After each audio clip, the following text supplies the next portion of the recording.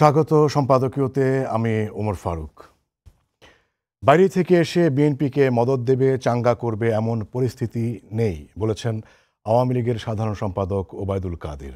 মার্কিন সহকারী পররাষ্ট্রমন্ত্রী ডোনাল্ড লুর আসন্ন বাংলাদেশ সফর প্রসঙ্গে তিনি এই ইঙ্গিত দিয়েছেন। এর আগে বিএনপি বলেছে অদৃশ্য শক্তি দেশ চালাচ্ছে। জনগণে আস্থার কথা বলে আওয়ামী লীগ, একইভাবে বলে বিএনপিও। তারপরও বিদেশি মদদের কথা আসে ঘুরে ফিরে। সাম্প্রতিক অন্যান্য রাজনৈতিক প্রসঙ্গ নিয়ে আজকের সম্পাদকীয় বিদেশি মদদ। আর এ নিয়ে আলোচনার জন্য স্টুডিওতে উপস্থিত আছেন ব্যারিস্টার সেলিম আলতাফ জর্জ, প্রেসিডিয়াম সদস্য বাংলাদেশ আওয়ামী যুবলীগ, আছেন জাতীয় প্রেস ক্লাবের সাবেক সভাপতি শওকত মাহমুদ এবং আছেন সিনিয়র সাংবাদিক অজয় দাশগুপ্ত। দর্শক, আপনারাও এই আলোচনায় অংশ নিতে পারেন। এই জন্য আপনাদের ফোন করতে হবে টেলিভিশনে দেখানোর নম্বরে। এছাড়া ফেসবুকের মাধ্যমেও আপনাদের মন্তব্য এবং প্রশ্ন রাখতে পারছেন। আমরা আলোচনা শুরুর আগে দেখে নিচ্ছি প্রধান শিরোনামগুলো। কাল আসছেন মার্কিন সহকারী পররাষ্ট্রমন্ত্রী ডোনাল্ড লু। বিদেশিদের সফরে আগ্রহে ভাটা বিএনপির। আন্দোলনের নামে উত্তেজনা ছড়ানোর চেষ্টা হলে প্রতিহতের হুঁশিয়ারি আওয়ামী লীগের। স্বজনদের অপেক্ষার পালা শেষ। জলদস্যু মুক্ত এমভি আবদুল্লাহ নোঙর করেছে কক্সবাজারের কুতুবদিয়ায়। কাল বোটে করে চট্টগ্রাম ফিরবেন 23 নামে। এখনও ভিসা জটিলতা কাটেনি 9,000-এর বেশি হজ যাত্রীর। সৌদি রাষ্ট্রদূতের সঙ্গে সৌজন্য সাক্ষাতে সমস্যা সমাধানের আহ্বান প্রধানমন্ত্রী। আশ্বস্ত করলেন ঈসা ইউসুফ। আপিল বিভাগে চূড়ান্ত নিষ্পত্তির আগে ফাঁসির আসামিকে কন্ডেম সেলে রাখা যাবে না, আদেশ হাইকোর্টের। অন্য বন্দীদের মতো কারাগারে সুযোগ সুবিধা দেওয়ার নির্দেশ। এবং ঈদের আগে ব্যবসায়ীদের লুটের উৎসব। পেঁপের কেজি 70 টাকা, বেগুনের সেঞ্চুরি, ডিমের ডজন 150। অস্থির মশলার বাজারও। খাদ্য মূল্যস্ফীতি বেড়ে 10% ওপরে।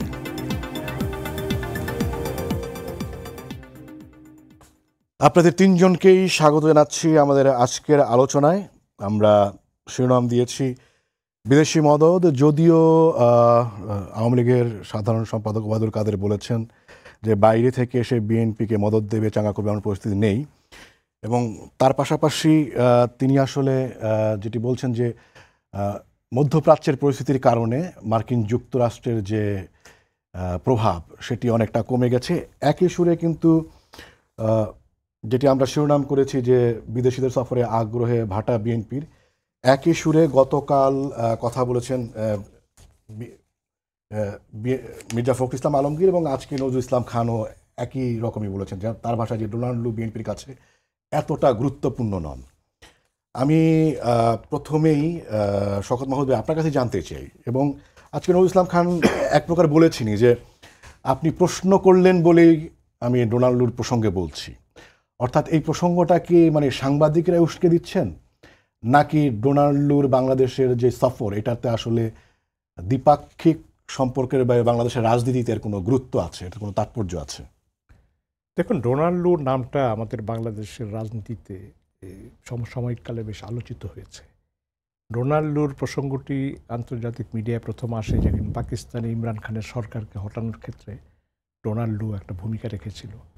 কিন্তু সেই ভূমিকাটা মার্কিন সরকারের ভূমিকাটাই উনি প্রয়োগ করেছেন।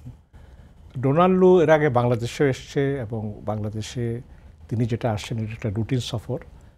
এবং ইতিমধ্যে বাংলাদেশে যে যুক্তরাষ্ট্রের রাষ্ট্রদূত পিটার হাস, আমি যতটুকু জানি তার মেয়াদ পূর্তির আগেই তাকে সরিয়ে নেওয়া হচ্ছে। সেই জায়গায় নতুন একজন ডেভিড মিল তাকে অ্যাপয়েন্ট করা হয়েছে। তো এটা একটা ট্রানজিশন। এই কারণে ডোনাল্ড লু যেহেতু এই দেশটা তার অধীনে, এই কারণে তিনি আসছেন এবং সরকারের সঙ্গেও তিনি কথাবার্তা বলবেন। কারণ বাংলাদেশের সরকারের সঙ্গে শ্রমনীতি বা আরও কিছু বিষয় নিয়ে আলোচনা আছে। এবং একই সঙ্গে যে মার্কিন মানবাধিকার প্রতিবেদন, সেই প্রতিবেদনেও কিন্তু এই নির্বাচন সম্পর্কে মার্কিন সরকারের যেই বক্তব্য ছিল সেটাকেই কিন্তু তারা হাইলাইট করেছে। তারা সেই পজিশনটা ঠিক রেখেছে যে নির্বাচন স্বচ্ছ হয়নি, ফেয়ার হয়নি বা যাই গ্রহণযোগ্য হয়নি, কথাগুলো বলেছে। এখন আপনারা যে শিরোনাম দিচ্ছেন মদত শব্দটার মধ্যে আমার আপত্তি আছে। মদতটা অনেকটা নেতিবাচক অর্থে ব্যবহৃত হয়। বাংলাদেশ আন্তর্জাতিক রাজনীতির মধ্যে পড়ে গেছে। এটার কারণ হচ্ছে যে পশ্চিমাদের উৎসাহ, একই সঙ্গে পশ্চিমাদের উৎসাহের বিপরীতে রাশিয়ার পররাষ্ট্র মন্ত্রণালয়, চীনের পররাষ্ট্র মন্ত্রণালয়, ভারতের পররাষ্ট্র মন্ত্রণালয়, তাদের এই পরস্পর বিরোধী একটা বক্তব্য। মদত শব্দের আপনার আপত্তি, মদত শব্দের বদলে কি শব্দ হইতে পারতো? না, বিদেশিদের সমর্থন বলতে পারেন, কারণ মদত হচ্ছে আমরা যে মদতটা বাংলা সাংবাদিকতা যেভাবে ইউজ করি সেটা হচ্ছে যে তিনি একটা খারাপ কাজে সমর্থন দিচ্ছেন, এই অর্থে আমরা মদত ধরি, নেতিবাচক অর্থে। মানে শব্দেরও তো অর্থের একটা ব্যঞ্জনা আছে। তো বিএনপির সম্পর্কে যেই কথা বলা হচ্ছে যে ডোনাল্ডোর সফরে বিএনপির, সেটি হচ্ছে বাংলাদেশের অভ্যন্তরীণ রাজনৈতিক বিষয়ের সাথে সম্পৃক্ত করে মদত শব্দটাকে ব্যবহার করা হয়েছে। রাজনীতিতে যদি কেউ নাক গলায় বিদেশিরা, তাহলে সেটাকে আপনি মানে ইতিবাচকভাবে দেখতে চান? না, আপনি এখানে আপনি একটা জিনিস বুঝতে হবে যে কোনো দেশেই কিন্তু অভ্যন্তরীণ পরিস্থিতি বলে কিছু নেই। যখন আপনি জাতিসংঘের সদস্য রাষ্ট্র হবেন, জাতিসংঘের চার্টার অনুযায়ী কিন্তু আপনাকে কাজ করতে হবে, সেখানে অন্য সদস্য রাষ্ট্রের কিন্তু কথা বলার ইখতিয়ার আছে। সেকেন্ডলি, সুশাসনের জন্য আপনি যে অনুদান বা সাহায্য নেন, সেখানে যে দ্বিপক্ষীয় চুক্তি হয় সেখানে কিন্তু এই কথাগুলো বলা থাকে। তা আপনি যদি একদমই কোনো অনুদান বা সাহায্য না নেন সেটা অন্য কথা। সেইখানে আমাদের এই রাষ্ট্রগুলো আমাদেরকে কথা বলার চেষ্টা করে যে বাংলাদেশের ডেমোক্রেসিটা থাকা উচিত। আপনি মনে করেন যে টিকার ক্ষেত্রে ফ্রি টিকিট দিয়ে দিয়েছে আমেরিকা, কথার কথা। তো এগুলো অনেক ধরনের উদাহরণ আছে, এবং বাংলাদেশকেও তো আন্তর্জাতিক পরিমণ্ডলের কথা শুনে চলতে হয়। এখানে অভ্যন্তরীণভাবে নাক গলানো মানে যে সরকার উল্টে ফেলেছে, আপনি সরাসরি এটা আপনি ইয়ে করতে পারবেন না, কারণ এটা পশ্চিমারা করে, এবং তারা আমাদের পাকিস্তানে ইমরান খানের ক্ষেত্রে যেটা করেছে সেটাকে কি বলবেন? মানে মদত বলবেন নাকি সেটাকে আপনি? না, পাকিস্তান ইমরান খানের এই অপসারণকে মদত তো না। আমেরিকানরা তো সেখানে আর বিদেশি মানে বিরোধী দলের ইয়ের উপরে, তারা আর্মির সঙ্গে হাত মিলিয়ে তারা এই সরকারের বিরুদ্ধে অনাস্থার পরিবেশ। ইতিবাচক না নেতিবাচক? না, এটা তো আমি নেতিবাচক মনে করি, কারণ এটা তো পাকিস্তানের একটা ইলেকটেড গভর্নমেন্টের সরানোর পরে কী হলো, যে ইলেকশন হলো সেই ইলেকশনে দেখা গেল যে পাকিস্তানের জনগণ এই উচ্ছেদ হওয়া সরকারের পক্ষেই তারা রায় দিয়েছে, সেই পার্টির পক্ষে, এবং রাষ্ট্রযন্ত্রের বিরুদ্ধে তারা নির্বাচন করেছে। তো সেই জায়গায় আমাদের এখানে যেটা হয়েছে, আমরা ভারত একটা ফ্যাক্টর, কারণ ভারতকে ফ্যাক্টর করা হয়েছে, সরকারের মন্ত্রীরাই তো প্রথমে বলেছেন, সাবেক পররাষ্ট্রমন্ত্রী বলেছেন ভারতকে বলে এসেছি আওয়ামী লীগকে যেন ক্ষমতায় রাখে, ওবায়দুল কাদের সাহেব বলেছেন ভারত পাশে ছিল বলে আমরা চক্রান্ত এড়িয়ে আমরা নির্বাচন করতে পেরেছি। তো এই কথাগুলো যে বলা হয়েছে, পাশাপাশি বিএনপিও বলছে যে অদৃশ্য শক্তি সরকার চালাচ্ছে, তারা বলতে চায় যে এটা ভারতই এই সরকার চালাচ্ছে, এই ধরনের কথাগুলো তারা বলছে। সো পলিটিক্সের মধ্যে এই বিষয়গুলো এসে গেছে। আর এখন বাংলাদেশ আন্তর্জাতিক পরিমণ্ডলের যে রাজনীতি, এই রাজনীতির বাইরে নয়। হয়তো ইলেকশনের আগে আমেরিকানরা বা পশ্চিমারা আমাদের রাজনীতিতে গণতন্ত্র পুনরুদ্ধারের আন্দোলনকে সমর্থন করেছে, কিন্তু তারা কখনোই বলেনি যে তত্ত্বাবধায়ক সরকার করতে হবে, এই সরকারকে বিদায় করা। এখন যে এই সফর, এইটাতে আপনি মানে কোনো না, এটা আমি মনে করি রুটিন সফর, এবং সেখানে মার্কিনীদের কিছু দাবি দেওয়া আছে, এগুলো যেহেতু সরকার কোনো পক্ষে প্রকাশ করছে না, সেই কারণে আমাদের বলা ওটাও ঠিক হবে না। নিশ্চয়ই দ্বিপক্ষীয় কিছু স্বার্থ আছে, এবং সেই স্বার্থের কারণে নির্বাচনের আগের সফর এবং নির্বাচনের পরের সফর, তার মধ্যে পার্থক্য দেখেন কিনা? পার্থক্য অবশ্যই আছে। নির্বাচন হয়ে গেছে এবং নির্বাচিত এই সরকার, যেটা আমেরিকানরা নির্বাচনকে অ্যাকসেপ্ট করে না, কিন্তু তারপরেও নির্বাচিত সরকারের সঙ্গে কাজ করার ক্ষেত্রে তাদের আগ্রহ আছে, তারা কাজ চালিয়ে যাবে। সেই কারণে ডোনাল্ডো আসছে, এবং আমি মনে করি যে যুক্তরাষ্ট্রের মধ্যপ্রাচ্যের গাজায় হামলার পর যুক্তরাষ্ট্রের মনোযোগ সেদিকে চলে গেছে। ওবায়দুল কাদের সাহেব যে কথাটা বলেছেন, মনে হতে পারে যে তারা ইসরায়েল যে আমেরিকাকে বুড়ো আঙ্গুল দেখাচ্ছে, এটা যেন খুব প্রশংসনীয় ব্যাপার, তা নয়। আমেরিকার ক্ষমতা কি, এটা তো প্রধানমন্ত্রী নিজেই একদিন সংসদে ভাষণে বলেছেন যে আমেরিকা চাইলে একদিনও আমার ক্ষমতা থেকে সরিয়ে দিতে পারে। তারপর ওবায়দুল কাদের এই কথাগুলো বলা, আমেরিকা ব্যাশিংটা, আমি মনে করি যে তার মতো একটা রেসপন্সিবল মিনিস্টার, যেখানে একজন আমেরিকান অফিসিয়াল আসছেন, এগুলো বলাটা ঠিক না। বারবার উনি আমেরিকাকে ইয়ে করেন যে তারা চক্রান্ত করেছে। এই জিনিসগুলো আমি মনে করি যে রাষ্ট্রীয় পর্যায়ে এটা আমাদেরকে অস্বস্তিতে ফেলে, সরকারকে অনেক সময় অস্বস্তিতে ফেলে। জি, সম্পদ ভাই, আপনাকে ধন্যবাদ। ব্যারিস্টার সেলিম আলতাফ জর্জ, মানে আপনি কি মনে করছেন যে এই সফর নিয়ে মানে দুইটা দলের এক জায়গায়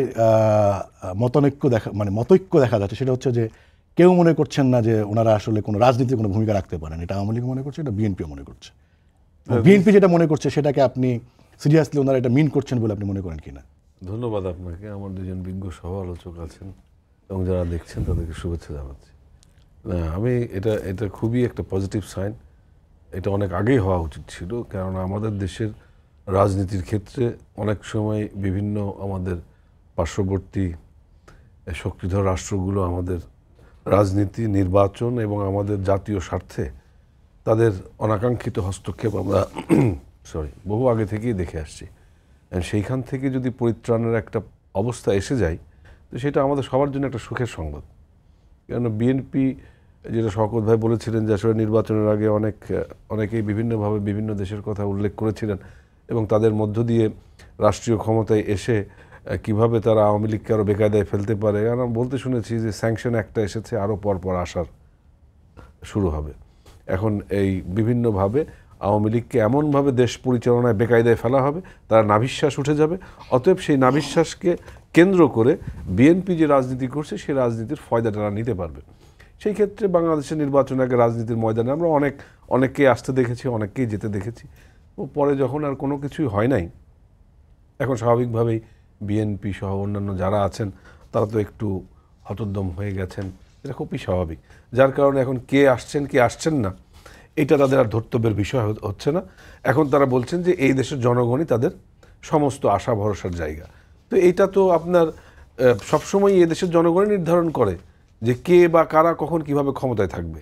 তো সেইভাবেই রাষ্ট্রের রাজনীতি নিয়ন্ত্রিত হয় এবং রাষ্ট্র সেভাবেই পরিচালিত হয়। এখন এই পরিচালনার ক্ষেত্রে বিএনপি এখনও বলছেন যে তারা অদৃশ্য শক্তি কিংবা কেউ এই দেশ চালাচ্ছে কিংবা কোনো কি বলে গায়েবী কোনোভাবে এই দেশটা চলে যাচ্ছে, এটা আপনার সম্পূর্ণভাবেই একেবারে মানে দেশের মানুষের কাছে এই কথা বলতে বলতে ওনারা যেভাবে বিশ্বাসযোগ্যতা হারিয়েছেন, তো এই একই কথার পুনরাবৃত্তি বারবার বলে চলেছেন। আর যদি এই অদৃষ্ট শক্তির কথা বলা কোনো মানে হয়ে থাকে, তাহলে আমি তো বলবো অবশ্যই প্রত্যেকটা মানুষ, প্রত্যেকটা জাতি যে যার ধর্মে বিশ্বাস করে, সেই ধর্মের উপর আল্লাহ, খোদা, ভগবান, ঈশ্বর, সেই অদৃশ্য শক্তির বলেই সেই মানুষ এবং সেই রাষ্ট্র পরিচালিত হয়। এটা আপনার খুব স্বাভাবিক কথা যে যারা যে ধর্মেই যে বিশ্বাস করুক না কেন, আমি একজন মুসলিম, আমি বিশ্বাস করি উপর আল্লাহ আমার ভাগ্য নিয়ন্ত্রণ করেন। যে যে ধর্মের আছে সে কিন্তু সেই ধর্মের অদৃষ্টের চিন্তা করেই কাজ করেন। তো ওনারা এই ধরনের কথা বলছেন যে ওনাদের কোন অদৃষ্টের কথা বলছেন আমার ঠিক ধারণার বাইরে। তো যার কারণে ওনাদের এই সমস্ত আপনার ইউজলেস কথাবার্তা, যেইগুলো গত 14-15 বছর যাবৎ একদম সমান তালে বলে চলেছেন, সেই কথাগুলো দেশের মানুষের কাছে এখন আপনার মানে ইউজলেস হয়ে গেছে। আমরা বলতে শুনেছিলাম ওই সময় আমি পুরনো কথা বলতে চাই না, তাও আসে, কেননা আমি শুনেছি মির্জা ফখরুল সাহেবের মতো রেসপন্সিবল লোক বললেন যে খালেদা জিয়া এই দেশের প্রথম নারী মুক্তিযোদ্ধা। কোথায় উনি মুক্তিযুদ্ধ করেছেন, কোনখানে বন্দী ছিলেন, কোথায় ছিলেন, দেশের মানুষ সবাই জানে। তারপরে বেফাস কথা বলে ফেললেন। তার 2 দিন পরে বললেন যে তারেক জিয়া দেশের শিশু মুক্তিযোদ্ধা। তো এই সমস্ত কথাবার্তা আপনার একেবারে যেইগুলো কোনো অর্থ বহন করে না, সেই সমস্ত কথা যখন আপনার দেশের রাজনীতিতে আনবেন, তখন বুঝতে হবে যে এই কথাগুলোর পেছনে আপনার অন্য কোনো অভিসন্ধি আছে। সেই অভিসন্ধিগুলো বাস্তবায়ন যখন হবে না, তখন আপনার এই ধরনের নানান রকমের প্রোপাগান্ডা প্রচারণা চলতেই থাকবে। সেই জায়গা থেকে যখন আওয়ামী লীগ এই দেশটাকে এগিয়ে নিয়ে যাবার জন্যে সমস্ত কর্মকাণ্ড পরিচালনা করছে, আমি বলবো না যে Awami League is 100% right, of course not. হ্যাঁ, আমাদের কিছু ভুল থাকতে পারে, সেই ভুলগুলো যদি সংশোধনের জন্যে যদি গঠনমূলক সমালোচনার মধ্য দিয়ে আমাদেরকে ধরিয়ে দেওয়া হয়, আমরা সেগুলো গ্রহণ করার জন্য প্রস্তুত আছি। কিন্তু সেইগুলোর বাইরে যখন আপনার নানান রকম আপনার অপবাদ অপপ্রচার চালানো হয়, যে অপপ্রচারগুলো দীর্ঘদিন যাবত ওনারা আসলে এখন সেটা বলছেন না। ওনারা যেটা বলছেন যে নজরুল ইসলাম খান যেটা বলছেন যে তার ভাষায় আমরা শঙ্কিত আমাদের দেশের যে ব্যাংক লুটেরা তাদের মুক্ত করার জন্য সরকারের যে অপচেষ্টা সেটা নিয়ে আপনি এই ব্যাংক এইটার বিষয়ে আলাপ হতে পারে, এটার বিষয়ে সর্বোচ্চ পর্যায়ে আলাপ হতে পারে। কেননা এই যে ব্যাংক লুট কিংবা ব্যাংক থেকে টাকা চলে যাওয়া, এই সংস্কৃতি বাংলাদেশে এমন না যে গত 5 দিন আগে সৃষ্টি হয়েছে। এই সংস্কৃতি বাংলাদেশের বহু আগের থেকে সৃষ্টি হয়েছে। অনেক প্রধানমন্ত্রী টাকাও বাইরের থেকে ফেরত আনা হয়েছে। অনেকে প্রধানমন্ত্রী থাকা অবস্থায় কালো টাকা সাদা করেছেন। অনেক প্রধানমন্ত্রীর সন্তানদের টাকা পর্যন্ত নিয়ে আসা হয়েছে। তো যার জন্য আমি বলি, যদি আমি একটু বলি এই রাউন্ডে আমি আপনাকে ছোট করে যেটা জানতে চাই, আবার আসবো, সেটা হচ্ছে যে তার মানে হচ্ছে যে মানে এইটা কি মানে আপনার বক্তব্য থেকে এটা কি আমরা বুঝবো যে আপাতত বাংলাদেশের রাজনীতিতে বিদেশিদের প্রতি ভরসা বলেন, মদত বলেন, সমর্থন বলেন, সেই ইস্যুটা আপাতত এইটা আসলে নাই? না, শেষ হয়ে গেছে? আমরা আমাদের পলিটিক্যাল স্ট্যান্ড, আমাদের দলের পলিটিক্যাল স্ট্যান্ড থেকে সবার সাথে বন্ধুত্ব, কারোর সাথে বৈরিতা। আপনাদের স্ট্যান্ড, বিরোধীদের স্ট্যান্ড আপনি সেটাই মনে করছেন? সেইখানে আমরা এখনো আছি। ওনাদের স্ট্যান্ড ওনারা কিভাবে নেবেন সেটা ওনাদের পলিটিক্যাল বিশ্লেষণ ওনারা করবেন। আমি আওয়ামী লীগের পক্ষ থেকে বলতে পারি আমরা কারোর সাথে আমাদের বৈরিতা নাই। এখন বৈরিতা না রেখে পারস্পরিক সহযোগিতার ক্ষেত্রে আমরা কে কার কাছ থেকে কতটুকু, যেটা শওকত ভাই বললেন, দাবি দেওয়া, কিভাবে আমরা একে অপরের সাথে আলোচনা করে সহযোগিতার মধ্য দিয়ে দেশটা পরিচালনা করতে পারি, আমাদের ফোকাসটুকু সেদিকেই। কারোর সাথে আমরা বিরোধিতা করছি না, কারোর উপরে আমাদের ভরসা কিংবা আস্থা আছে কিংবা নেই সেটাও নাই। আমাদের বন্ধুত্বপূর্ণ সম্পর্কের মধ্য দিয়ে পারস্পরিক সম্পর্ককে এগিয়ে নিয়ে যাওয়ার যে প্রচেষ্টা, এটা আগেও অব্যাহত ছিল আওয়ামী লীগের, এখনও ঠিক একইভাবে অব্যাহত আছে। বেশির সেলিম আলতাফ জজ, আপনাকে ধন্যবাদ। অজয় দাশগুপ্ত, আপনার কাছে আসি, সেটা হচ্ছে যে মানে আমরা বাংলাদেশের রাজনীতির, বিশেষ করে যদি আপনি ধরেন তত্ত্বাবধায়ক সরকার ইস্যুতেই, মানে সেই কি বলবো, সেই 90 থেকেই মানে বিভিন্ন সময়ে কিন্তু বিদেশিরা এসেছেন, সংলাপ হয়েছে, মধ্যস্থতার চেষ্টা করেছেন, এবং সেই সকল উদ্যোগ কিন্তু কখনোই সফলও হয়নি, বিভিন্ন সময় দৌড়ঝাঁপ হয়েছে। আমার যেটা প্রশ্ন, মানে বাংলাদেশের রাজনীতিতে বিদেশিদের মদদ বলেন, সমর্থন বলেন, তৎপরতা বলেন, সেইটা কতটা বাস্তব, কতটা আসলে মিথ? 71 যদি ধরেন, জি, বাংলাদেশ সরকার গঠিত হয়েছে তো 3 সপ্তাহের মধ্যে, শপথ হয়েছে, গঠিত হয়েছে 2 সপ্তাহের মধ্যে। 25শে মার্চের সেই ভয়ঙ্কর জেনোসাইড, গণহত্যা শুরুর। তো তাজউদ্দিন সাহেব, বাংলাদেশ সরকার সারা দুনিয়ায় তো প্রতিনিধি দল পাঠাইছেন। বিরোধী পক্ষ ছিল আমেরিকা, তারা অস্ত্র দিয়ে হত্যা করছে। কাজে দেখেন ওই সময় তো পক্ষ বিপক্ষ এটা তো ছিল। তো এখন লু বাংলাদেশে আসলে এটা যদি কোনো দর্শনীয় বা অদূষণীয়, তো ভারতের পররাষ্ট্র সচিব আসলে দোষ কি? এগুলো তো একটা যে আচ্ছা, কেউ একটা লোক ধর্মে হয়তো হিন্দু ধর্মাবলম্বী, ভারতে গেলেও তো তুমি তোমার দেশে গেছো, আমেরিকায় পুরো পরিবার সহ চলে গেল, ওইটা নিয়ে অনেকের মনে হয় যে না, এটা কোনো সমস্যা না। এটা তো, এগুলো তো কতগুলো বাস্তবতা আর কি।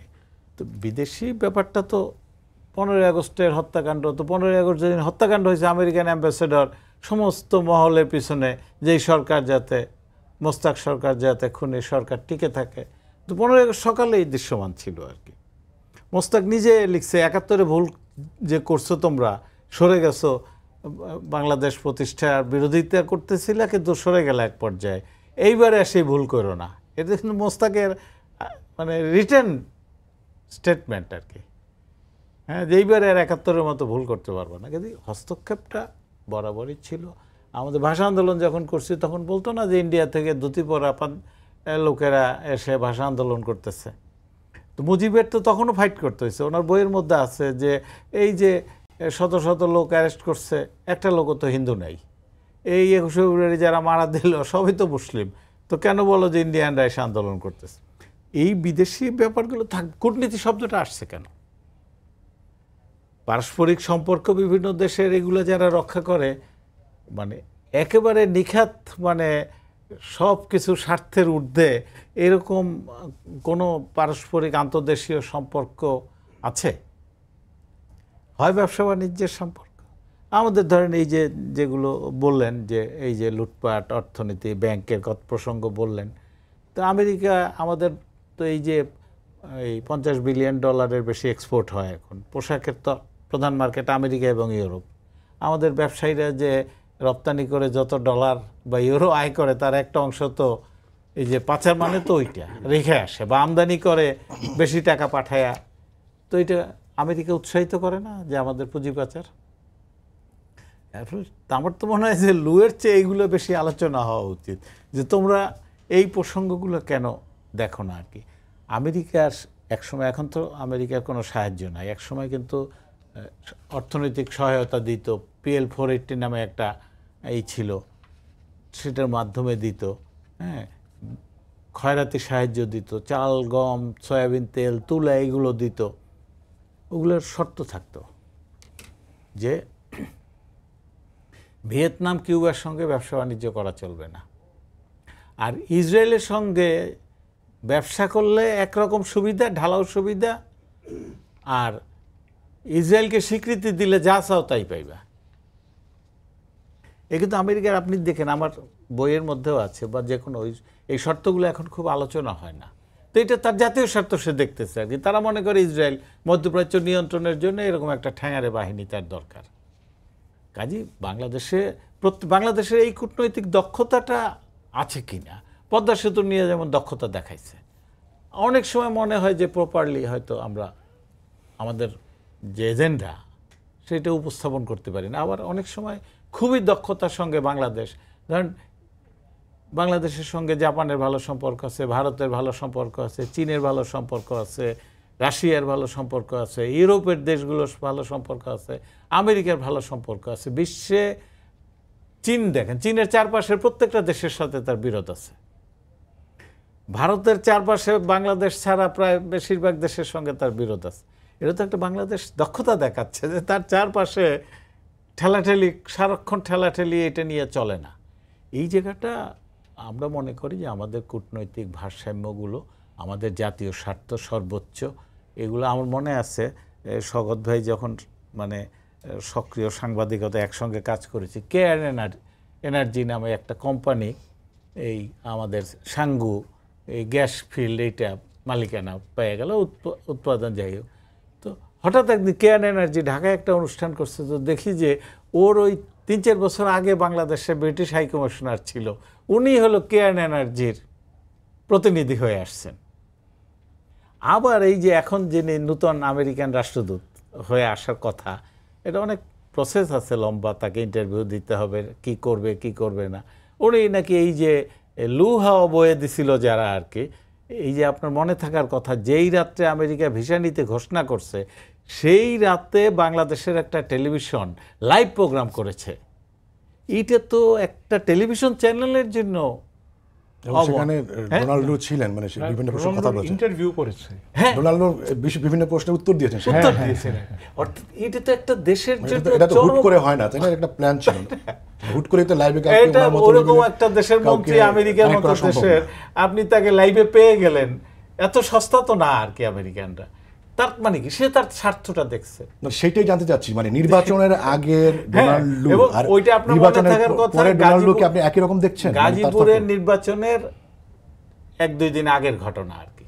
জি, এখন এইটা যেটা হইতে পারে যে তারা বাস্তবতা স্বীকার করছে, অথবা ওই যে একসময় বলতো ভিয়েতনাম কিউবার সঙ্গে বাণিজ্য করা যাবে না, এখন ওই নীতিকে হয়তো সরে আসছে, এখন হয়তো বলে যে পোশাকে তোমার মানতে হবে, এই কারখানার পরিবেশ ইত্যাদি মানতে হবে। চাপ কিন্তু তার মতো করে সে সবসময় রাখতে চায়। সে যেমন করোনার সময় আমাকে বিনা পয়সায় ওষুধ দিছে, সেটাও কিন্তু বারবার স্মরণ করে দেয় যে তোমাকে ওইটা দিছি, এখন কি দিবা। অজয়, আপনাকে ধন্যবাদ। আমি সম্বন্ধে আপনার কাছে আবারও ফিরছি। মির্জা ফখরুল ইসলাম আলমগীর বলেছেন নির্বাচনের পর সংকট কাটেনি, আরও বেড়েছে। মানে সেটা কি মনে হয়, মানে উনি কোন দিকে ইঙ্গিত করছেন? উনি তো না, কথাটা তো সত্য। আপনি নির্বাচনের পর আপনাদের এই টিভির খবরের শিরোনামই তো ছিল যে নিত্যপণ্যের দাম বলেন, অর্থনীতির অবস্থা বলেন, সব ক্ষেত্রেই তো সংকট গভীরতর। আর রাজনৈতিক সংকট গভীরতর হয়েছে। বিএনপি নির্বাচন বর্জন করে চলেছে, একই সঙ্গে আওয়ামী লীগের মধ্যে আওয়ামী লীগ তো তার প্রথমে ঘোষণা দিয়েছিল যে মন্ত্রী এমপিদের স্বজনদেরকে তারা বারণ করবে, কিন্তু সেই বারণটা তারা করতে পারছে না। পলিটিক্যাল কন্ট্রোল নাই দেশে। কিন্তু সংকট এরকম শুধু সরকারের না, আমি বলবো যে রাজনীতির ক্ষেত্রে বিরোধী দলের ক্ষেত্রেও তো একটা সংকট চলছে, তারাও সেইভাবে কথা বলতে পারছে না বা তৎপরতা দেখাতে পারছে না। তো সংকট অবশ্যই গভীর হয়েছে, এটা নিয়ে কোনো দ্বিমতের কোনো কিছু না। কিন্তু সরকার যেটা নির্বাচনী ইশতেহারে বলেছিল যে তারা দ্রব্যমূল্যের এই লাগামহীন এই অবস্থা থেকে তারা বেরিয়ে আসার চেষ্টা করেও পারেনি। তাহলে এখন কি হবে? কারণ আজকেই আমি প্রথমার্ধে রিপোর্ট দেখলাম যে 3 বছর আগে আলুর যে দাম ছিল 20 টাকা, এখন আলু কত টাকা। অথচ এখানে ভরা মৌসুম, সাপ্লাই ঠিক আছে, তো সরকার কেন পারছে না এই প্রাইস কন্ট্রোলটা করতে? তো সেই জায়গায় সরকারের সংকট আছে। এবং আপনি পলিটিক্যাল ক্রাইসিস যেটা মনে করা হয় যে আন্দোলন বা চক্রান্ত বলা হচ্ছে, এগুলো কিছুই না, এগুলো হলো বাদ কি বাদ বলা। মানে আওয়ামী লীগ হয়তো বলবে যে সংকটের কথা আপনি বললেন সেগুলো আসলে নির্বাচন কেন্দ্রিক না, সেটি আসলে বৈশ্বিক অর্থনৈতিক পরিস্থিতি। বৈশ্বিক অর্থনীতির একটা পার্সেন্টেজ আছে, কিন্তু খুব কম। এখন বাংলাদেশের তরমুজ তো ইউক্রেন থেকে আসে না, তরমুজের দাম তো বাড়লো কেন? আলু তো ইউক্রেন থেকে আসে না। বৈশ্বিক ব্যাপার আছে, হ্যাঁ, ডলারের দাম বৃদ্ধি পাওয়ায় এটা হয়েছে, কিন্তু বাকিটা হচ্ছে ম্যানেজমেন্টের প্রবলেম, এটা অস্বীকার করার উপায় নেই। এবং পলিটিক্সও যা, ইকোনমিতেও, এবং আমাদের মূল্য স্তর বেড়ে যাচ্ছে, আমরা এখান থেকে নামতে পারছি না। অথচ সয়াবিন তেলের দাম আন্তর্জাতিকভাবে পড়ে গেছে, কিন্তু বাংলাদেশে এই দাম পড়ছে না। তো সংকট তো গভীরতর হয়েছে এবং সরকার নিজেই চক্রান্তের কথা বলছে। হোয়াই? আমি তো বলি যে চক্রান্তের কথাটা আসলো কোত্থেকে, এটা কী চক্রান্ত হচ্ছে? হ্যাঁ, একটা চক্রান্ত আছে যেটা ভারত বলেছিল যে আওয়ামী লীগ ক্ষমতায় না এলে আঞ্চলিক স্থিতিশীলতা বিপন্ন হবে। তো সেই জায়গায় এখন পাহাড়ি অঞ্চলে যে অস্থিতিশীলতা তৈরি হয়েছে, এটা কেন তৈরি হয়েছে এটা বুঝতে হবে। এটা তো আমাদের কোনো ইয়ের কথা নয়। আমেরিকার ইন্টারেস্ট আছে, কিন্তু আমেরিকার ক্ষেত্রে অজয় দা যে কথাগুলো বলেছেন, হ্যাঁ এটা তার ব্যক্তিগত মত, কিন্তু আমেরিকা পুঁজি পাচারকে উৎসাহিত করে এটা কিন্তু সত্য নয়। আমেরিকা কখনো পুঁজি পাচারকে উৎসাহিত করে না, বরং যারা পুঁজি নিয়ে যায়, ডিক্লেয়ার করতে না পারে, তাদেরকে ধরার ব্যবস্থা আমেরিকাতে খুব জোরদার। জি সকলে আপনাকে ধন্যবাদ। ব্যারিস্টার সেলিম আলতাফ জর্জ, মানে এই সংকট প্রসঙ্গেই আপনার বক্তব্য জানতে চাচ্ছি। মির্জা ফখরুলের বক্তব্য বা শওকত ভাই বিশ্লেষণ করেছেন, আপনি এটার সাথে কতটা একমত বা কতটা দ্বিমত পোষণ করেন? মির্জা ফখরুল সাহেব, এটা তো দেশ সংকটের ভেতরে আছে, আগেও সংকটে ছিল, এখন আরও গভীর সংকটে। এ বলা ছাড়া তো রাজনৈতিক দল হিসাবে ওনাদের যে অন্য কোনো ভিন্ন বার্তা থাকবে, এটা দেশের মানুষ ওনাদের কাছ থেকে আশা করে। আমিও আশা করি না। সেটা যদি উত্তর দেন, স্বাভাবিকভাবে হেডলাইনই হচ্ছে খাদ্য মূল্যস্ফীতি বেড়ে 10% উপরে। আমি এইটার বিষয়ে কথা বলতে খুবই আগ্রহী, এই কারণে এই দ্রব্য মূল্যের ঊর্ধ্বগতির বিষয় নিয়ে শওকত ভাই যেটা বললেন, যেটা আমাদের ডোমেস্টিক প্রোডাক্ট আছে, এই প্রোডাক্টগুলোর দাম কিভাবে বেড়ে যাচ্ছে, এগুলোর দাম তো বাড়া কোনোভাবেই উচিত নয়। যার জন্যে এর সাথে সংযুক্ত যেই সমস্ত মন্ত্রণালয় কর্তৃপক্ষ যারাই আছেন, বাণিজ্য মন্ত্রণালয় থেকে শুরু করে ভোক্তা অধিকার থেকে শুরু করে অন্যান্য যারাই সংযুক্ত থাকবেন, তাদের কাছে আমি আপনাদের মাধ্যম দিয়ে আবারও আহ্বান রাখছি যে অবশ্যই ওনারা যেহেতু নিজেরা মুখে স্বীকার করছেন যে সিন্ডিকেটের একটা আছে বলে ওনারা ধারণা করছেন, তো সেইটা ওনারা যখন দায়িত্বপূর্ণ চেয়ারে বসে এই কথাটা দেশের মানুষের কাছে প্রকাশ করবেন, সেই প্রকাশ করার সাথে সাথে ওনাদের এই দায়িত্বও বর্তায় সেই সিন্ডিকেটকে কন্ট্রোল করে দ্রব্যমূল্য মানুষের ক্রয় সীমার ভেতরে আনা। আর যদি না আনতে পারেন, তাহলে সেই দায়িত্বটাও আমাদের স্বীকার করতে হবে, আমরা পারলাম না। কেননা মাননীয় প্রধানমন্ত্রী যখন তাদেরকে সরাসরি নির্দেশনা দেন যে এইটা কন্ট্রোল করার ক্ষেত্রে তাদের সর্বোচ্চ অগ্রাধিকার দিতে হবে, তারপরেও যখন ওনারা করতে পারছেন না, কেন পারছেন না, সেই ব্যাখ্যাটাও ওনাদেরকে দেশের মানুষের কাছে অবশ্যই দিতে হবে। কারণ আমাদের প্রথম এবং প্রধান যে কাজ বাংলাদেশ আওয়ামী লীগের, সেটা হচ্ছে মানুষকে তাদের জীবন এবং জীবনমান রক্ষার ক্ষেত্রে আমাদের আয়ের সাথে সঙ্গতিপূর্ণ বাজার ব্যবস্থাপনা রাখতে হবে। সেই জায়গাতে কাউকে কোনো রকম ছাড় দেওয়ার সুযোগ নেই। একদমই মিনিট দিয়ে গেছে অজয় দা, মানে এই প্রসঙ্গে, এই সংকট প্রসঙ্গে কতটা বৈশ্বিক, কতটা দুইটাই বৈশ্বিকও আছে। ধরেন ওই একটা মার্কসের ব্যবস্থাপনার সংকট অবশ্যই আছে। মার্কসের একটা কথা আছে যে পুঁজি যদি 10% মুনাফা দেখে তাইলে বিনিয়োগে উৎসাহিত হয়, আর 300% মুনাফা দেখলে মালিকের ফাঁসির সংখ্যা থাকলেও মানে যে কোনো জায়গায় বিনিয়োগ হবে আর কি। তো বাংলাদেশে ধরেন যে 25 টাকার পেঁয়াজ 45 টাকা হয়ে গেল, সেটা কি বৈশ্বিক কারণে? শুধু বৈশ্বিক কারণ থাকতেই পারে, ডলারের দাম কমে গেল, কিন্তু ম্যানেজমেন্ট তো আপনাকে করতে হবে। আর ম্যানেজমেন্টে গভর্নমেন্ট যারা আছে তার দায়িত্বটা বেশি, কি আপনার পার্লামেন্টও তাদের নিয়ন্ত্রণে, স্থানীয় সরকারও তাদের নিয়ন্ত্রণে, ব্যবসা বাণিজ্যের যত প্রতিষ্ঠান আছে, সে এফবিসিআই বলেন, বিজিএমইএ বলেন, বিকেএমইএ বলেন, চেম্বারগুলো বলেন, জেলা চেম্বার, এমনকি উপজেলা পর্যায়ে চেম্বার আছে, কারণ বাজার বলেন, শ্যামবাজার বলেন, সব ব্যবসায়ী সমিতি তো শাসক দলের সাথে কোনো না কোনোভাবে সম্পর্ক রেখে চলে।